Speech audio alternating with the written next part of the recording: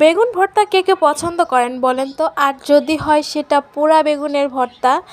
যেহেতু এখন রমজান মাস চলছে, আমাদের মুখে একদমই খাবারের প্রতি রুচি থাকে না সেহরিতে। তো সবসময় ট্রাই করি এমন কিছু রান্না করার যে কিছুটা খাবার হলেও আমরা খেতে পারি। তো এখানে আমি বানাচ্ছি হচ্ছে বেগুনের ভর্তা পুড়িয়ে। তো এই পুড়িয়ে বেগুন ভর্তাটা আপনারা কে কে পছন্দ করেন আর কে কে এই স্টাইলে ভর্তাটা করেন? এইভাবে ভর্তাটা করলে খেতে খুবই দুর্দান্ত হয়। আপনারা কে কে এর আগে এই ভর্তাটা ট্রাই করেছেন? যখনই আমার মুখে রুচি পাই না, খেতে ভালো লাগে না, তখনই আমি এই ভর্তাটা করি।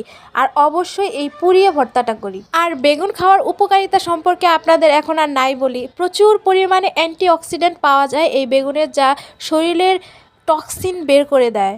শরীরের হার্টের রোগ থেকে শুরু করে রক্তচাপ সব কিছু প্রতিরোধ করে এই বেগুন। আপনাদের খাবার লিস্টে আপনারা বেগুন